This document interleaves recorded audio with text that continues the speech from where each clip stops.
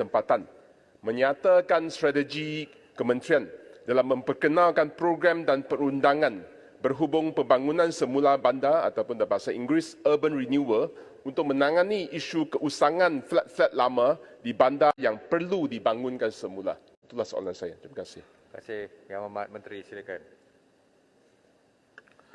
Baik, bismillahirrahmanirrahim. Assalamualaikum warahmatullahi taala wabarakatuh dan salam sejahtera. Terima kasih Tuan Yang di-Pertua untuk makluman ahli yang berhormat. Melalui KPKT, melalui Plan Malaysia, Jabatan Perancang Bandar dan Desa telah menyediakan garis panduan pelaksanaan pembaharuan semula bandar ataupun urban renewal.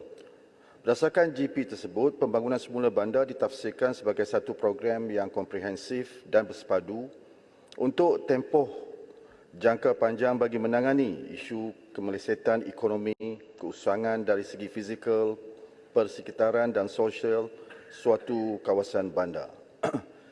Ciri-ciri kawasan yang memerlukan pembaharuan semula bandar adalah seperti berikut. Kawasan atau bangunan usang yang terbiar dan suram yang menimbulkan imej atau identiti bandar yang kurang menarik. Kawasan yang mengalami kemerosotan kualiti persekitaran, peningkatan pencemaran kadar jenayah dan sosial. Kawasan yang tiada ataupun kurang penyediaan kemudahan dan infrastruktur serta kawasan hijau lapang. Kawasan kediaman yang sesak dan substandard serta tidak sesuai dengan keadaan semasa. Kawasan yang kegunaan tanah semasa tidak lagi ekonomik dan tidak bersesuaian dengan pembangunan sekitar serta mempunyai tekanan pembangunan yang tinggi. Untuk makluman yang berhormat, walaupun tiada perundangan khusus bagi pelaksanaan pembangunan semula bandar di negara ini, namun bagi menangani isu bangunan usang khususnya yang melibatkan skim strata, Jabatan Ketua Pengarah Tanah dan Galian JKPTG sedang mengubal pindaan terhadap Akta Hak Milik Strata 1985 ataupun Akta 318 berkaitan persetujuan pemilik petak serta tata cara penamatan skim strata bagi membolehkan pembinaan semula bangunan. Akta Perancangan Bandar dan Desa 1976 ataupun Akta 172 juga membolehkan pihak berkuasa perancang tempatan mengenal pasti dan mengisytiharkan kawasan untuk dibangunkan sebagai kawasan pemajuan melalui subsection 38 dalam kurungan 1. Seterusnya, apabila suatu kawasan diisytiharkan sebagai suatu kawasan pemajuan, menurut subsection 38 dalam kurungan 2, menjadi kewajipan PBPT itu mengambil melalui pembelian ataupun pengambilan paksa di bawah Akta Pengambilan Tanah 1960. Semua tanah beri hak milik yang terletak di dalam kawasan tersebut dan kawasan itu hendaklah dimajukan mengikut rancangan kawasan khas yang diwatakan.